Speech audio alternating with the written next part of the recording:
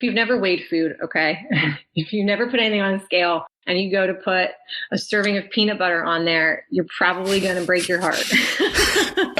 You have no idea if you've never tracked, and you could be way overeating or way under eating, and that would be heartbreaking as well. Don't rob yourself of food. I preach these two things, accuracy and consistency. So you can't be accurate unless you're putting it on a scale, and you can't reach your goals unless you're consistent. Those two words are definitely words to live by.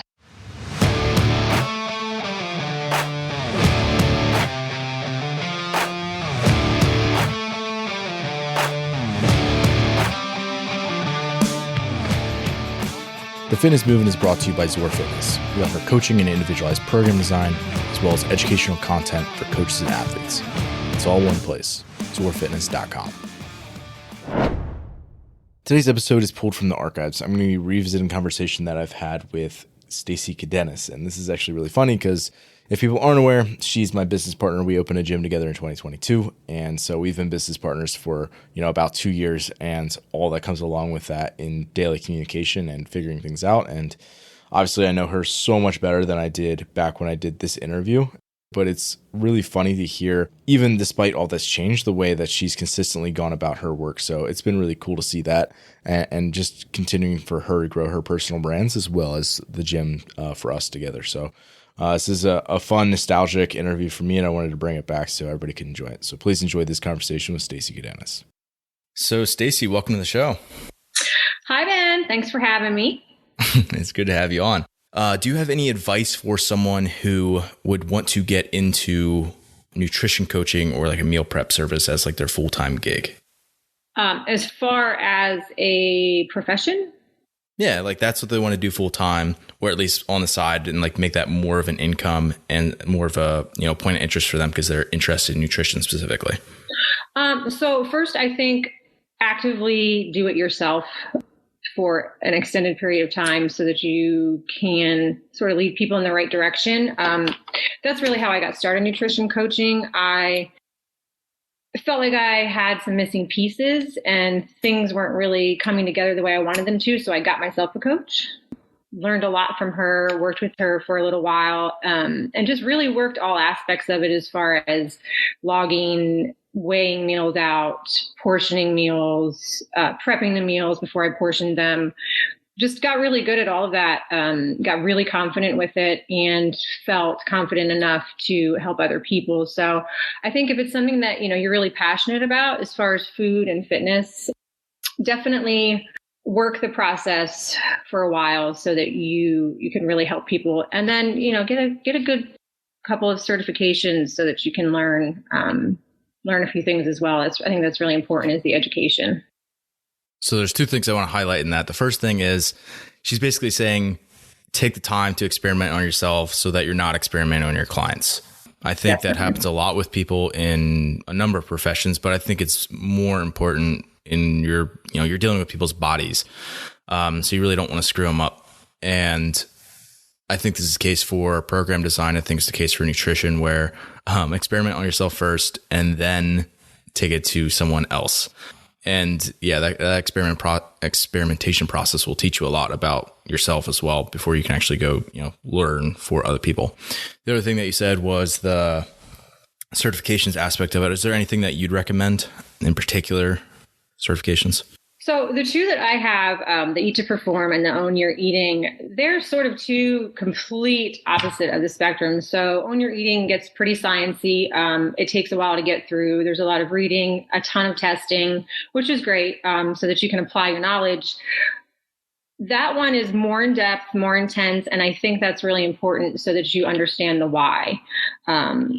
And how things work. So the Own Your Eating on the other end of that is sort of basic. And I think it's really great for somebody starting out. I would actually suggest that one first, something styled like that first, where it just teaches you the basics, how to get somebody started, how to formulate somebody's macros, things like that.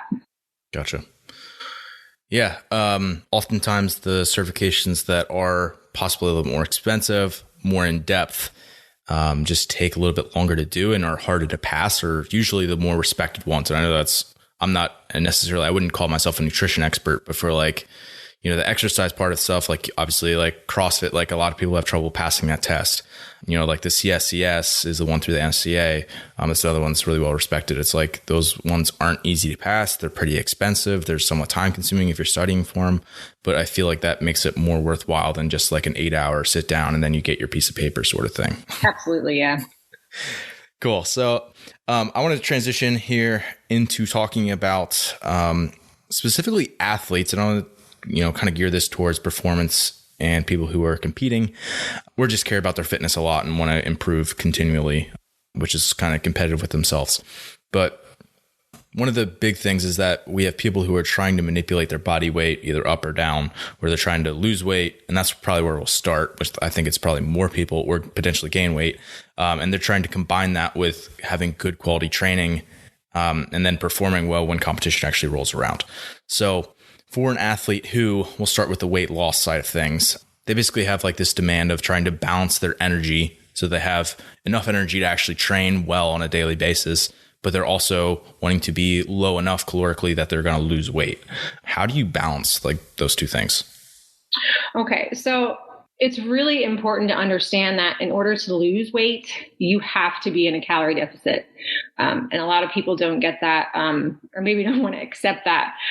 When you're trying to create enough of a deficit where you are going to lose weight, your macros go down, right? They have to. So when your macros go down, your food volume has to go up. And in order to do that, you have to really be careful about your food choices as far as, increasing your vegetables. A ton of veggies is not a lot of macros. So you can really get a huge bang for your buck. If you add stuff like that in, the more you can eat, the fuller you're going to feel. I had a particular client where her goal was fat loss. And she is a picky eater. She doesn't like vegetables. So it was a real struggle. And so the way that she was filling her macros, she was hungry a lot. Her energy was down. And it wasn't really working for her. So increasing those veggies and the quality of her food definitely gave her more energy. And she didn't feel like she was hungry all the time. If you're training and you're feeling hungry, it's not a great feeling. So the more quality food, the more volume you can get, the better. Also along with that is, when you're in a calorie deficit and you're still training, sleep is huge. Hydration is huge. It's not just about food when you're trying to balance your energy. It's getting enough sleep at night, making sure that you're, fully hydrated, and that'll help a lot too. I see a lot of people make mistakes like trying to fill up, so to speak, on diet sodas because there's no calories. So they get those low calorie, high caffeinated drinks. But again, that's really short lived. The more caffeine you have in you, the more dehydrated you're going to be. So it really just becomes a downward spiral as far as your energy. You really got to make smart choices with that when you're trying to still train and create a calorie deficit. Mm-hmm. I think one of the things you mentioned that is really important, which is if you're not someone who's super familiar with understanding, like if you're not able to look at a plate and be able to like basically see the macros in it, which is like a skill that takes a long time to develop. And I don't really know how else to teach that besides having someone track for at least a period of time. I call it like calibrating them. Like I don't track all the time, but I'll track sometimes, and it helps me sort of create a calibration effect where now when I look at a plate of food, I kind of know what's there, where a lot of people don't have that skill. So the thing that you mentioned was eating more food volume. So basically think about if you were to eat like a sleeve of Oreos, I don't know how many calories that would be, but maybe a couple hundred. The same amount of calories in like spinach would be like a bathtub full. Right. Like it's just like so much more. It would be really hard to eat. Right. So exactly. Yeah. Like you'd be so stuffed of spinach. Mm-hmm. Yeah. So like that's kind of what she's talking about, is that you can literally eat more food in terms of like the volume, the size of the food portioned out, and have it actually be less calories. So that it's just calorically really sparse. It's not dense at all. But then the other thing is that's really good about that is that you get all the micronutrients, the vitamins and minerals as well. Definitely. Which are certainly going to play a role in digestion and energy as well. Do you get into with your clients like the macronutrient breakdown? Is that more so just a result of them eating good quality variety of foods? You mean micro? Yeah, I'm sorry if I said macro. I meant micro. So when I first start people out, I definitely just focus on the macro side of it. And then once they get used to really logging the protein, carbs, and fats, then I start to have them pay more attention to how many grams of veggies they're logging. I usually require 600 to 800 grams of veggies a day. And once I get into that, then I do explain to them that the micronutrients are then coming into effect. And the more you can add those in, the better you're going to feel, for sure. Yeah. I think that's something where you, especially for a lot of more so beginners, is that you don't need to track really closely like every single micronutrient. Like that would be so exhausting because there's so many and you don't probably only pay attention to the ones that you're likely already okay in. So yeah, just getting people to just eat more vegetables in general, I think is probably, yeah, like you said, the biggest bang for the buck. So for someone who then wants to gain weight on the other side of things, how would you, like you said before, like basically trying to focus on volume of food? What does it look like on the other side of things as someone's trying to gain weight? So for them, I definitely, I still want them to pay attention to their veggie intake no matter what. If you're trying to gain weight, you want to look at still the high quality side of it, but maybe more whole grains, more things like, rice, potatoes. You can still keep it quality and add some extra carbs in there and not immediately reach for the sleeve of Oreos, gaining weight on macros. It's a slow process. I never throw, I don't want to throw somebody who's currently eating, for example, 175 grams of carbs to 250 grams of carbs. That's a huge increase at one time. So I like to do it gradually. And that's when I tell them, add some toast in with your breakfast if you're not a carb eater. Add an apple in with your lunch. Those are really easy carbs to throw in. So still quality, still completely quality stuff. You're just going different places for it. So 175 to 250 would be a big jump. What would be an acceptable jump? Typically, if somebody wants to gain weight, I'll start them on a reverse diet and like 15 carbs at a time. And that's different for everybody. I've had people where I give them 10 grams of carbs a day and they're texting me their weigh-ins and they're losing weight as I give them the 10 grams. So it's like, you really have to gauge it on the person. Everybody's different, not nobody should be eating the same amount of food as it is. So as you give people more food, their body just responds differently. It could be anywhere from 15 carbs at a time to 25. I mean, it really just depends on the person. Yeah. But even that, it's like, in terms of like food, that if you were like to hold it in your hand, it's not a lot of food that you're eating for that amount. Especially over the course of like an entire day, it's probably really not that noticeable unless you're actually tracking. So I find that, this could be the case for a male or a female athlete, but I find it more the case for female athletes when they're trying to, or when maybe ideally they would gain a few pounds for their competitive weight. So for example, if a female is 5'4" and 115 pounds, to be competitive in CrossFit, if that is her goal, and that's like really the biggest priority, she could easily gain 20 pounds and it'd really help her in sports performance if she does it in the right way. Is there anything that you do or conversations that you have, and what do those go like for an athlete who wants to gain weight and they're kind of have that body image conversation going on in their head? I think, anytime you talk to a female about gaining weight, I think it scares them no matter who they are.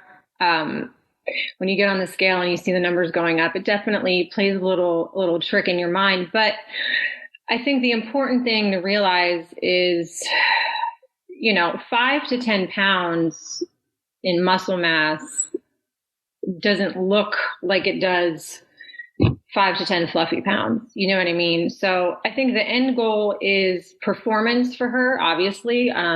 But when you think about 10 pounds, it's not a lot, and I think that it's really important to sort of drive home the importance of the end goal. What do you want to achieve here? Is it the scale, or is it, performing and doing well in the gym?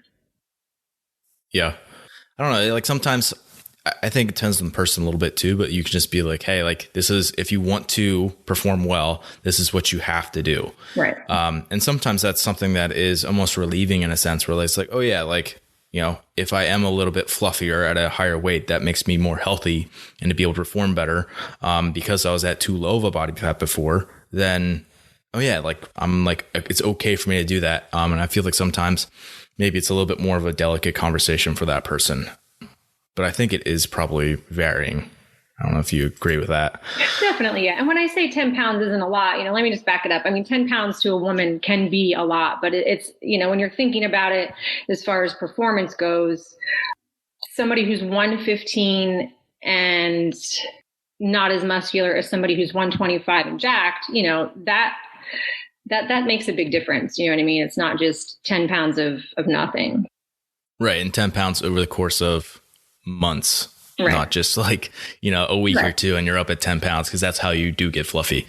But the thing that I think most people want, and I'm guessing this is for people who are, either gaining weight or losing weight, combining that with sports performance, is that they want to feel a certain way about themselves. I feel like that's usually the case. And people who either want to lose weight, even if it's just like in a general health sense, is usually because, if I lose another 10 pounds, or if I lose, a couple percentage of body fat, I'll feel better about myself.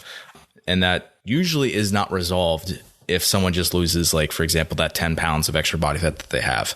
So I think sometimes it's about an underlying issue, or maybe not even an issue, but just like desires that people just want to perform at the best they can, which you can probably go about that other ways as well. It doesn't just have to be with nutrition stuff. Again, is there anything like in terms of body image, that conversations that you have, or a recommendation that you could have that someone could, improve just like the way that they think about their own body? I think that we could spend a whole other hour on this topic. Body image is huge. It really is. I've had some of my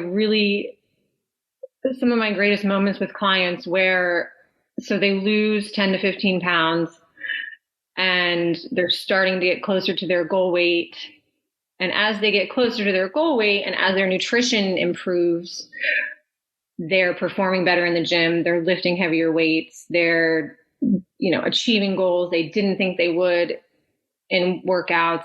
And they say, you know what? I really don't care what I look like. I'm killing it in the gym right now. And I feel so good about myself. Somehow a light turns on, and it goes from, with certain people, it does go from, I don't really care what I look like. I care more about what I can do.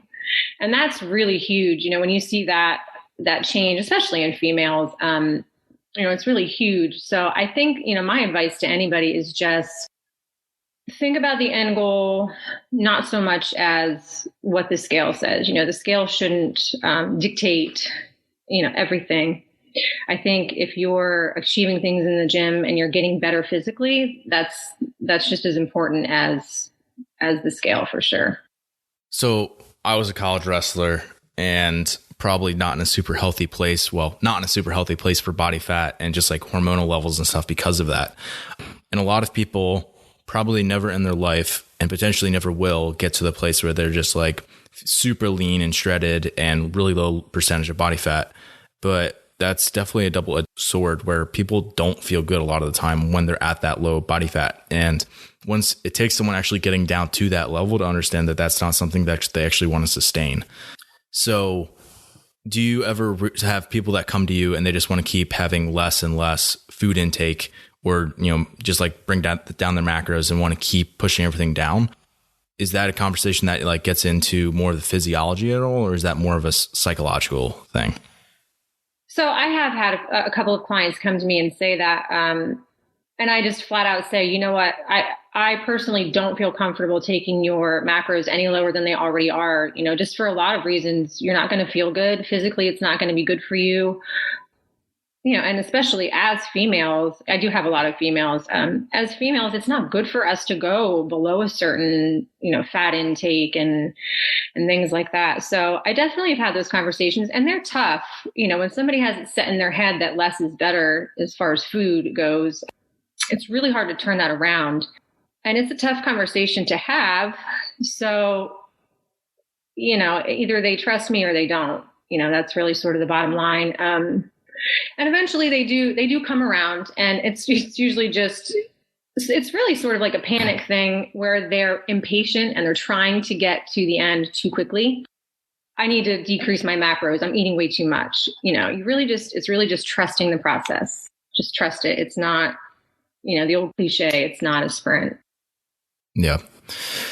I think, again, I'm comparing a lot of this to program design because that's what I do a lot on a daily basis. And it's sort of the same thing where at a certain point as the athlete, you have to just be able to trust your coach. Like that's why they're there. They're not trying to, make you fail or, have you go against your goals or whatever. Like they're there to assist you. So like often it's just about getting out of your own way and actually listening to your coach, because if you hired them, you probably trust them. It's just a matter of, having that get extended a little bit more. We're going to change the conversation just a little bit again to eating for performance, but specifically like now thinking about eating on maybe a training day versus a competing day. So how those two are going to look differently, and maybe the types of foods that someone's eating or, macro breakdown, etc. What are the biggest things in your mind that highlight or separate those two, training versus competing? So I think timing is huge. If you're a serious competitor, then you probably are timing your food specifically around your workouts to fuel yourself the best that you can. And I think on just regular training days, you probably are going to, for me, I tell people to use probably like 60% of your carbs is what I say around your training time. So pre, intra, post, and then you're going to use whatever you have throughout the rest of the day and sort of taper it off. On a training day, on a competition day, I think you want a more even spread throughout the day because your workouts are probably, spread all day long. You're going to eat a normal breakfast. Nothing new, definitely nothing new on competition day. You don't want to surprise your body in any way. If it's not something that you're already eating, don't try anything new. You don't want to be taken off guard by, something. Same with supplements. Yeah. You don't want to have gut issues or anything like that on competition day. I think you're going to probably spread it out a little more evenly around your workouts so that you're fueled, but not full. You don't want to be working out with a full stomach. Most people can't even handle that. So you don't want to work out on a full stomach, and you're probably going to want to maybe quote unquote celebrate at the end. So a lot of people do save a lot of their carbs for the end of the day on competition day. And with that, I'll say, if you're a serious competitor and you want to celebrate your, the hard work that you've done all day long, it's probably not a good idea to have a ton of drinks, have pizza, cheeseburgers, French fries, because let's think about what you've done all day long prior to that.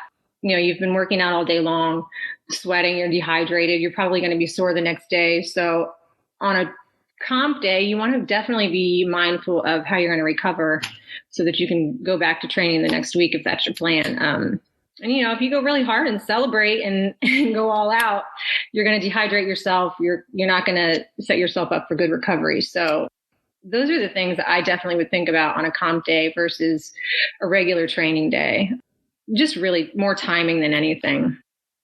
Yeah, I think most people, or I should say the average person that I see at like the local comp, they underfuel throughout the day. And then afterwards they just go and like binge whenever they feel like eating. And like the next 3-4 days after that, they feel absolutely awful. Yeah. Which like that to me is not worth it to have one night of celebration and then you feel awful for like, a period of time after that. Like you're probably done way more damage to yourself in a competition than you do on a normal training day. Absolutely. Yeah. So it's like, how can you actually start to balance that? So yeah, I think that's just having perspective and probably some maturity on the athlete's point. Is there anything specifically that you'd recommend for keeping energy level up. So like food intake high enough where you feel good and you have energy to compete, but having, let's just say like not feeling full when you go to compete, because that's like one of the worst feelings is when you have like a gut full of food and you try to compete.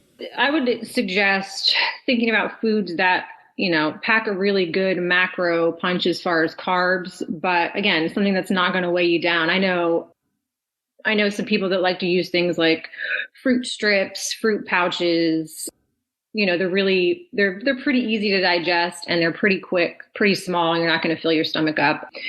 Things like that, stuff that's small as far as size, but it's going to really give you some good energy and fill you up. I know people that use like baby food. I know people that use, I don't even want to necessarily call it a smoothie, but like you could blend up fruits, especially because they're not going to have like, they'll have some fiber, but it won't be so much where it's going to create GI distress for you. Yeah. Peanut butter and jellies. I know people that use peanut butter and jelly as well. Yeah. And that's one of the things is like fat tends to hang out in your gut for a much longer time. But if it's already broken down, like peanut butter is already blended up. So it's not like you're having to chew it a ton where you're, taking energy to do that, because oftentimes you don't even feel like chewing if you're like super stressed out for a competition. But then, yeah, you do stay, it just digests and like you have less of an insulin spike, I feel like. So I know you do some more so endurance type events, like you do like long trail runs and stuff. Yeah, I do.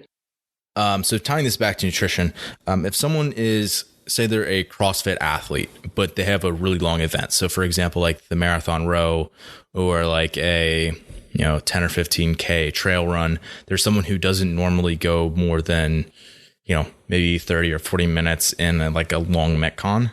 So they're extending well past that. Is there anything advice that you'd have for pre and intra fueling? So like before and during that longer event? Boy, I think before I would definitely go with some sort of maybe a slower digesting carb, because they're going to need it throughout the duration of it. Maybe even a little bit of protein, something that's not going to sit in their gut and, irritate it, but, some carb and some protein. And then intra, I would definitely suggest some sort of maybe electrolyte to keep them hydrated and just sort of keep them going throughout. Mm-hmm. Yeah, I would say probably bigger than, like, you're not going to run out of carbs in even like an hour or 90-minute event. Yeah. Like if you're getting into like, you're not going to see anything much longer than that in like the CrossFit space. If you're doing like a 3 or 4 hour, like if you're doing a marathon, that's where you could bonk towards the end of it, which is like an endurance term for like running out of fuel and having gut distress basically. But yeah, you're probably not going to run into that as much in CrossFit events. It's probably going to be much more the getting dehydrated and that impacting performance negatively. Is there any specific electrolytes that people should focus on, or even supplements that they could use? So one in particular that I use, do you care if I drop a name? No, not at all. Okay. I do use I pronounce it Nun. Yeah, Noon. Yeah. I always wondered. I brought them up in the nutrition, like the only nutrition episode that I've done so far. Yeah. Yeah. So they're super easy I use them on trail runs because I can keep them right in my pack. They dissolve real quickly. And they taste good. So that's the one that I use just because it's convenient mostly. Yeah. I think that's usually the best. In terms of like convenient, easy to use, something that you've actually used before. So again, if you're someone who's done this, if you, for example, that there's potential that you could have a long event like that, which probably isn't going to happen unless you get to like a sanctional level or above. Local comps are usually, 20-minute or less workouts. But in like that type of multi-day workout or multi-day event, yeah, I think it is really important that you've already done and practiced that stuff. So for example, I know Noon is one that does not sit well with me just because it has a lot of baking soda in it. And that for me causes GI distress, which is the case for like a certain percentage of the population. But yeah, if you like just basically experiment with whatever product you feel like using that tastes good, so you'll actually drink it. Do you ever like set like timers or reminders, or you just try to make yourself drink on a fairly regular basis? I've always just been a drink on a regular basis kind of person, for sure. I mean, I never had a problem with hydrating or making myself drink. I think that's probably something that's really individualized, which again, unless you've actually had the experience doing that, you're probably not going to know yourself well enough. So for example, if it's like a pretty cool day out where like you're, expelling like water vapor through your breath, if you're breathing a lot during a long event, and you're not even really necessarily sweating a lot, you probably don't even realize it, especially if you're like on a bike or moving through space where, yeah, I mean, it's something where for me, especially if I'm not like hot, like if I'm overheated, I'll make myself drink more because you just think about it more. But if it's a cooler event, like if it's in like the morning, starts at like 6 a.m., I don't even feel like drinking a whole lot. So like, it's one of those things where, if you have a watch or a timer or something, you could look at it every 15 minutes and remind yourself to take a few sips of whatever it is. If you're someone who knows you're not going to hydrate properly. Yeah, I think an alarm is a great way to go. I see a ton of people walking around with the ones that have the time on the gallon jugs that have all the different times on them. 1 o'clock, I got to drink, 2 o'clock, I got to drink. So, really, whatever works for each individual is different. I've never had a problem just making myself drink all day long. Do you get into competition day like either like a time schedule or maybe a list of foods that someone could eat, or maybe like a meal schedule where they have like certain options available to them? Like, is there any other kind of tips that you have for someone who's in the competition day where they maybe have multiple events in a day? If I was talking to somebody who specifically was doing a competition this weekend, I would take a peek at it or have them send it to me just to see the nature of the workouts. So I think that would be my first piece of advice is look at the nature of your workouts. Do you need to intake any extra carbs before a 5-minute AMRAP? Maybe you don't need to do that. Maybe you can save it for later in the day or save it for afterwards to recover. I don't think there's one blueprint for any one competition. I think that you should really sort of be smart about what you have going on, how your food is going to sit in your stomach for certain workouts. Do you need extra energy for a max lift? Things like that. So I think my advice would be to just really pay attention to your schedule to see what you need. Agreed. I think people, for example, if they have like a max lift in the morning, or say that's event 2, and then say event 3 is something like Fran, which is super like metabolic and is going to have them messed up and like pukey afterwards. Like, not eating anything before that. Yeah, you don't want to eat anything before like that Fran workout. So you might choose to eat more before like your 1 rep max snatch or something that's going to, not really be effective, where you're not going to feel pukey if you go to do your snatch with something in your stomach. And then you have more time to let that digest before you go into like that really metabolic workout. So I think it is really individualized, where depending on what your individual events look like, the timing that's spaced between those, if you actually know that you're going to have access to, leave the athlete area and go get some food, like there's a lot of logistics that go into that. And it's just important to kind of think through that and to have someone to do that with you, like have a nutrition coach to actually send your stuff to and look at it and be like, I think one of the biggest benefits to hiring someone like you is like, you can sit down and be like, yeah, this is just like a bad idea. I wouldn't do this, and like avoid some of the pitfalls. You can just kind of be some guardrails, for lack of a better word, for someone as they go into a competition, I feel like. Mm-hmm. For sure. So is there anything that you would recommend to athletes in supplementation in general? So there's definitely a ton of supplements out there that are just widely available. Not a whole lot of research behind them. There's a lot of talk around BCAAs, and are they useful? Is it a waste of your money? I feel like personally a good quality BCAA does help your recovery. And that's just me personally. I know people that would argue that. One supplement that I do suggest for, serious athletes trying to do well is creatine. There's a ton of research out there that backs it up, and it's not expensive. It's one of those really simple things that you can throw in and try. Another one that I really love that people don't often think about is turmeric. Turmeric is pretty simple too. Really great for anti-inflammatory. And it just really has a ton of other benefits as well, but that's probably the main one, the anti-inflammatory aspects of it. I've actually started mixing turmeric in with my eggs. I put it into my smoothies. It doesn't, like if you put a lot of it in, it won't taste good. but you can also good get for, like pills of it. Yeah, you can do There's pills. a number of different ways where you could ingest it. You can do pills. I've drank it. Have you ever done the actual Just like root? blended it up. The actual root and blended it up? Yeah, you can do the same thing with like ginger. Yeah. Right. Yep. And ginger is another decent one for anti-inflammatory. Yeah. But that's a very strong taste. I'll say that. If you have not tried it before. It's like a 3, 2, 1 go shot for sure. Oh yeah. Yeah. Anti-inflammatory shot. But yeah, I mean, for sure, creatine is probably, well, I think it's probably the most researched supplement of all time. They've basically debunked the idea that you need to have like a loading period, like, you know, you take a higher amount for X number of days and then you kind of go down to your maintenance amount. You know, maybe 3 to 5 grams a day is pretty standard. Is that what you recommend? Yeah, 5 grams is usually what I do. Okay. Yep. Same here. It's one of the, if you think about creatine phosphate, which is your quick store of energy, is a simple way to think about it in your muscle. That's basically making that store larger, where you're going to have, in a 10 rep max, you might have 11 reps to make it really simple as like a concept in your mind. But it's just one of the simple things that you can do that, will actually increase your ability to have those short, powerful bursts and recover from fairly quickly for a really inexpensive price. That's really proven.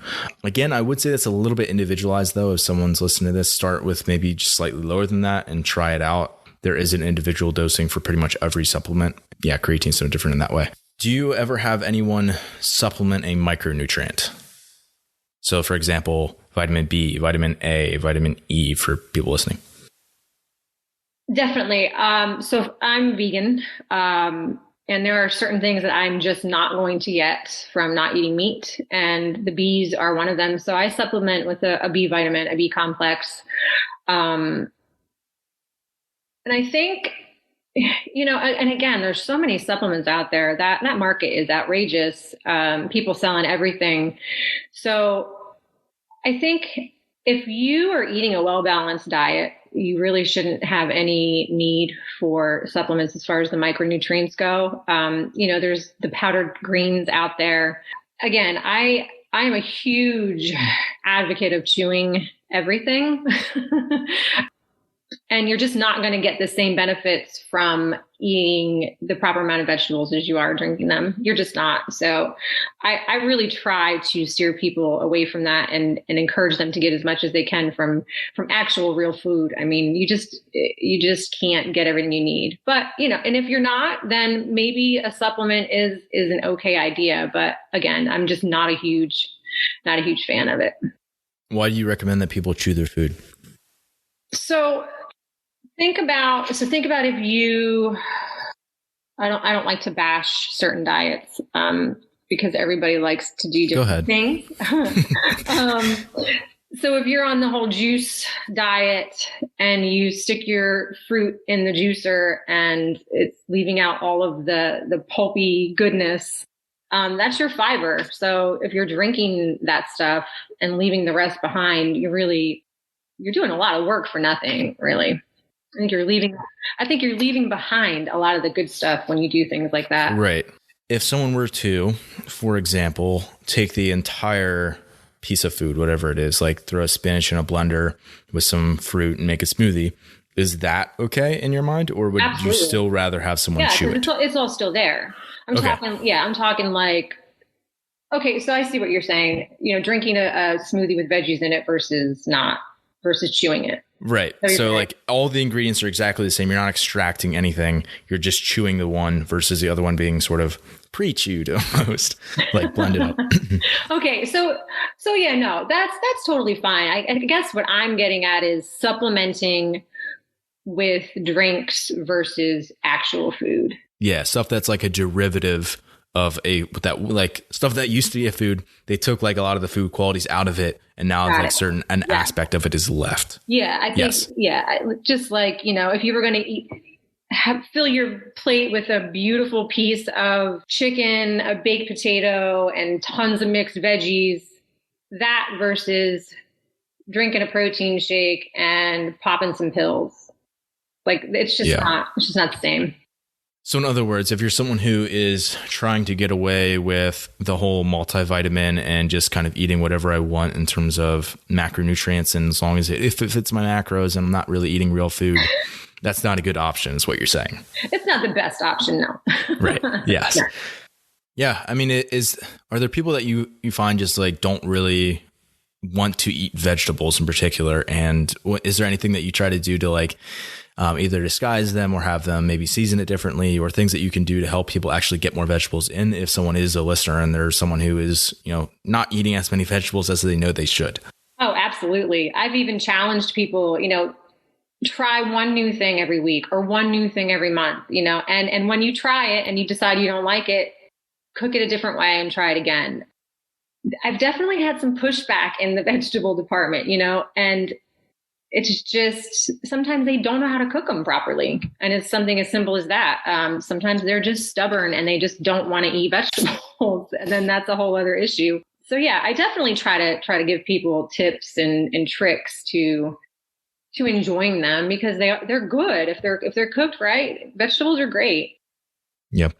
It would be like an athlete coming to their coach and being like, hey, I want to be a really high level CrossFitter, but you know what? I don't want to squat heavy. Like, sorry, I just don't want to do it. It's like, well, if you want to be able to do this, or to have your energy feel a certain way, for your body comp to be a certain way, it's like you're going to have to eat in a certain way. And that's just sort of the way it is. It is, yeah, absolutely. And I've not done it very many times, but I have actually said, you are not going to achieve that goal if you don't want to eat this way. You're just not. Certain people have goals that are so high and mountainous, and they can be achieved, but you got to take the steps to do it. I think, again, this is the case for any endeavor that someone wants to do. It's like, if you're not willing to pay the price to change the stuff in your life so that your trajectory of, where you're going changes enough where you're going to potentially end up, where you want to go. If you're not willing to make those changes, it's just not going to happen for you. Right. Yeah. Yeah. I know. I think that's another coach to athlete conversation. That's probably it's not an easy conversation, but it's probably one of the most important ones that you can have with them. Absolutely. Yeah. And, and I usually, as a nutrition coach, I usually try to set those standards right away. When people email me and say, hey, I'm interested, what do I got to do? It's not as simple as sending me your payment and start weighing in. I let them understand that you have to check in with me every day. You have to log your food daily. You have to log your food a day in advance so that you're set up properly for the next day. Pre-logging your food sets you up in a way so that you don't have to think about it tomorrow. Tomorrow, you're going to look at your log and you're going to use it as your menu, and you're going to eat exactly what you have logged, and you're not going to stray from it. You have to log your food every day. You have to send it to me every day. You have to eat this many vegetables a day. And so I really try to be transparent when it comes to what I expect. If people have goals, I want them to reach them. So that's what I try to do. Yeah. Control all the variables as much as possible. Yeah. Which I find good coaches do. So you have people check in every day? I do, yeah. What does that look like? So a daily check-in includes their weight. And again, some people are afraid of the scale, but I just try to make them understand that that's just one tool. That's not the end all be all. They check in daily with their weight. They send me their macro totals for the following day. So I know they've pre-planned their diary. That's the daily part of it. And then weekly, I have them send me their body measurements, pics from the front, side, and back. I typically ask them their goals for the week, what they plan on meal prepping, if they need any help meal prepping or any ideas, things like that. The other nice thing about being one-on-one with the nutrition coach is, they have access to me typically all day long within reason. I don't answer anything after 8:30 at night, but, if they're at a restaurant and they need help logging a certain meal, or they don't know how to order, or, anything from restaurants to parties, what should I do? I sort of help them navigate the tough stuff. We just got through Christmas. A lot of people have trouble getting through the holidays and keeping it on track. So, I sort of give them tools to sort of navigate so they can do that. Yeah, I think a big part of coaching is teaching the athlete what they need to be doing, or maybe how to think differently and process, the way that their self-concept is, or the way that they think about food differently as well. And just like their relationship with food, which is definitely, it's not just like an X's and O's type thing where you're like, oh, this is the way you do it, and then you're done. It's definitely more of a conversation. How much, is there ways that you feel like you help educate your athletes in particular? Like, it could be about macros, it could just be about food quality, or, dealing with inflammation or any particular thing. Is there a set strategy you have for that? Or is that just like more so just conversation based on what they need?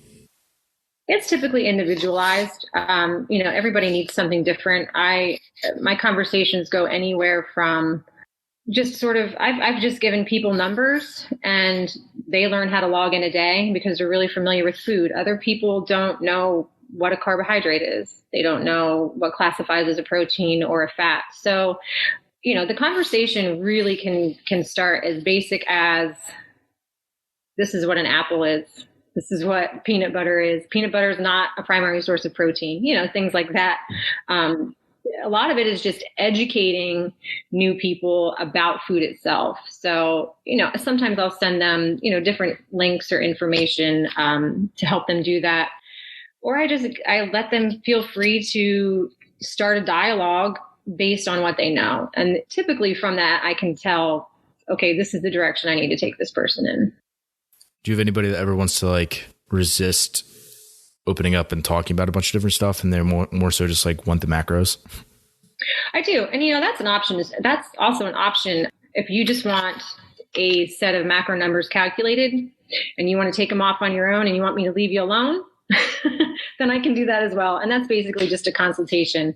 You tell me all about you. I do have a questionnaire. I ask a lot of things. You can't just give somebody macro numbers based on, hi, my name is Jane and I am 5'5". There's a lot of other things that I need to know about Jane. So I do. I have people that just want the numbers and they want me to leave them alone. So I do. But likely that's not where the biggest benefit for them is either. And it really isn't. Once they cut me loose, they're not accountable to anybody anymore. And there's a lot of people out there that don't do well with that. And I've had people kind of say, all right, I'm going to take a break. Let me go off on my own. And eventually they do come back. So they're like, all right, I need to know that I got to check in with you every day. I need to know that, okay, I got to send Stacey my totals. I got to get on the scale for Stacey. That accountability is huge for a lot of people. Just knowing that they have to check in. It's it's a meeting. It's like showing up for a meeting every day. I think that's probably super helpful in people actually having success too, in terms of they know they're going to have to send you stuff. So they're probably maybe even subconsciously not choosing to eat certain food items or deviate from their program just because they know they have the accountability where they have to send it to you. Oh yeah, absolutely. Yeah. It's the same thing for a coach in any aspect where if you know that you have to say oh yeah, this was my score on this workout, you're probably going to go just a little bit harder than if it was oh, you're not reporting to anybody. Nobody knows. You're probably just going to follow it just to a little bit closer, which is just another way that you can help somebody get a little bit of an edge. So another topic here that I think is going to be something that people probably want to hear. And without just saying it depends, because that's going to be what the actual answer here. And that's what all the good coaches say. Can you give me a general breakdown for an average CrossFitter? Say that they're not trying to gain a bunch of weight or lose weight. They're just trying to sort of maintain. What would they be their macro breakdown in terms of percent of their total calories for a, average competitive CrossFitter, say? Okay. And so this is what I like. These numbers and this breakdown is what I've seen work. It works for me. It's worked for, I'm not going to say everybody, it's worked for everybody that's actually stuck to these percentages. I definitely like almost half for carbs. So that sounds like a lot to people, but 45% is where I like the carbs. And then the protein and the fat I like to be almost equal. So protein a little 25%. Fat right around 30%. And again, you can play with those numbers based on what works best for you. But, that general percentage area, I think works. Moderate to high carbs, moderate protein, moderate fat. Yep. I think a lot of people who have gotten into CrossFit, they go into like the paleo thing. They go into zone, which is like 40, 30, 30 generally. Yeah. And I think that is probably just a touch low in the carbs for a lot of people who are having a fairly high activity level in CrossFit. Yeah, I would agree with that. And, and you could even go a little bit higher than that 45%. I mean, I wouldn't go crazy with it, but I feel like moderate to higher carbs is the better way to go. Yeah. And again, these are general, because if someone was at a way higher caloric intake and they were trying to gain weight, like you might have them at a set amount of protein, for example. So the other two might as percentage increase as, that they get to a higher caloric intake. If someone was at like a higher caloric intake, how would those numbers deviate at all if they're trying to gain weight and they're in a surplus right now? So their protein, I don't feel like would go up much higher. I think, well, if they're trying to gain weight, you said. Yeah. You said gain. Mm-hmm. Again, I think it would stay roughly the same. It would just be, if the calories are higher, then, the numbers would just go up, maybe a little more protein and higher on the carbs. Yeah, I agree. I think that for a lot of people, like if you're trying to gain weight, and even if you're trying to put on muscle, you don't necessarily need more protein to do that. Right. And oftentimes, like, the simplest form of digestible food is carbs, and it's going to help you feel good and train well on a daily basis. And it's sort of, I always compare, like, I was a health teacher. So it was like, were you? Yeah. Protein is, the lumber showing up at the work site. You really don't need more lumber at a certain point. Like, you need more workers to put it all together and make the house, which is probably a terrible analogy, but it basically, like, if you have more lumber sitting there, like more proteins just sitting there, it's not going to help the job get done any quicker. Like, you need more workers to be able to do it. And you need more of like that instantaneous energy at like a shorter level that's designed to do that, which is sort of like what the job of carbohydrate for the most part. It's funny, the analogies that we use, because when people, particularly females, want to go really, really, really low fat, well, why do I need all this fat? I always say, think about it like greasing the wheels. Like, if you don't grease the wheels, they're not going to turn. Like, your body needs the fat. Yeah. And again, I think fat's one of those where people don't understand a lot of the functions of it. Like, everybody talks about protein, like protein's muscle. Well, yeah, it is, but like, you're not overturning muscle that fast of a rate. Like, even if you're an athlete breaking it down, like, it's really not that much in terms of a percentage that you really need. Like, you have other functions in your body that are super important, and fat or carbs does a lot of those. I feel like fat and carbohydrate over the last 2-3 decades, is both of those have gotten demonized, where protein hasn't yet. I'm just waiting for its turn. So, being vegan, I do get a lot of, I get a lot of heat in the protein department. So I have, you don't say. Yeah, I get plenty of protein. Don't you worry. Yeah. And there is a little bit that's starting to come up, like, how much protein do you really need? How much is too much? Your body can only process so much. But the carb and fat, yeah, it's definitely got a little heat behind it. Yeah. It was like, I don't know, like 80s and 90s was like, maybe even before that was like all the low fat, everything. Like, it was, take the fat out of milk, take the fat out of, every baked good product. So it's like, and then they just started adding sugar into everything. And now it's sort of the opposite, where it's like, oh yeah, like carbs are the enemy. So we're going to take the fat out of everything and put more and more, or add fat into everything and take out all the sugar. Which is just really interesting how that swings back and forth. And right now, protein's the only one that really hasn't had its turn to, be analyzed. But I think as a person who, is in the space, you need to be able to see the trends and sort of predict them to a degree. So yeah, it's not like low carb or low fat is the answer. You need a balance of all three is probably the only accurate explanation. Agreed. Cool. If someone's trying to lose weight, how might we adjust those macro breakdowns, or how might you do it? If you're trying to lose weight, I don't mess with the protein. I decrease their carbs. And again, the fat, fat I'd take down a little bit lower, but you really need a certain amount of fat to function properly. So what I mess with the most is the carbs. The carbs go down a little bit.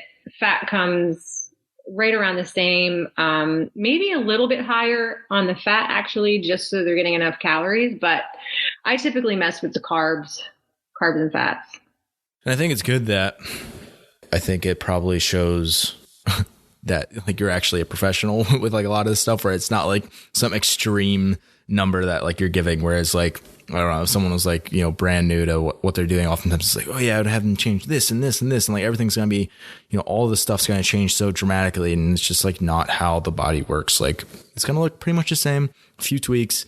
It's going to go up or down a little bit based on what you need. But yeah, like it's more so about just having a good program and sticking to it. It is. Final question here. If you have to give a blind prescription to someone, so you don't necessarily know who this person is, to someone listening to the podcast. So in other words, like one piece of advice to improve their nutrition or overall diet, so that can actually improve their performance, what would it be? One piece of advice. One piece of advice would be to track your macros. Pretty much everything that we've talked about as far as muscle gain, fat loss, how can I perform better? We talked about the percentages that you need. You can't really get a good idea of how close you are to any of those things unless you track your macros. You have no idea. If you've never weighed food, okay, if you've never put anything on a scale and you go to put a serving of peanut butter on there, you're probably going to break your heart. You have no idea if you've never tracked, and you could be way overeating or way under eating. And that would be heartbreaking as well. Don't rob yourself of food. You just don't know. I preach these two things, accuracy and consistency. So you can't be accurate unless you're putting it on a scale, and you can't reach your goals unless you're consistent. Those two words are definitely words to live by. My best piece of advice is to track your macros and see where you're at. See if you're hitting your numbers. Make sure you're getting enough food, and make sure you're not under eating. People usually tend to err on one of the two just because they're human. And for whatever reason, that people either want to eat everything in sight or try to starve themselves, which is counterintuitive. But hey, that's the way it goes a lot. Again, I find that people learn so much when they start tracking, especially for the first time, especially when they learn to do it correctly, because you just see what's in your food in terms of like fuel and breakdown and how many calories are in this much. And you start to just be able to actually, I have no other word besides like calibrate, and be able to really, teach yourself how to look at food a different way. Yeah. And tracking doesn't need to be a lifelong tool. When you're in competitive mode, I think it's super important. And I think that you should definitely consider doing it regularly. But if you just are looking for overall health, I think that track for a solid 6 to 9 months, see what foods look like on the scale, see what portion sizes look like, and then get yourself to a point where, like you said, you're calibrated and you can just eyeball it. Overall health doesn't mean sticking your food on a scale every single day, but it's really important to know how much you're eating. Yeah, that's sort of step one. Where would people go to track their food?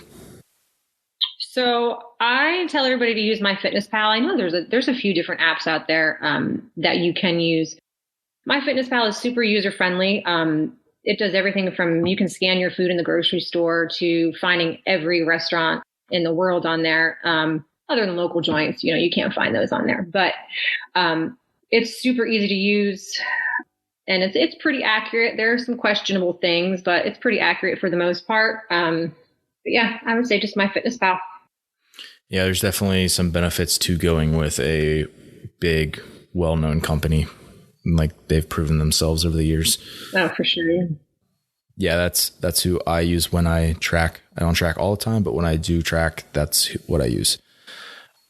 So yeah, you're taking on clients right now. Through your nutrition coaching, and you do meal prep for people who are in central Pennsylvania, if you're interested. Where can people find you for the online remote nutrition coaching? So online, I am Macros by Ma on Instagram and Facebook. Also, my email is on there as well. If you can find me on there, my email is on there, and you can contact me through email or social. Great. Hey, thanks for jumping on the show today, Stacey. I really appreciate it. Thanks for having me. Thanks for listening today. If you're someone who just started listening to the show, I would encourage you to subscribe so you can stay up to date. If you're someone who's been listening for a while, I would encourage you to rate and review the show. And lastly, the best thing that you can do to support our work is also the best thing that you can do for your performance. And that is by hiring one of our coaches. Until next time, stay the course.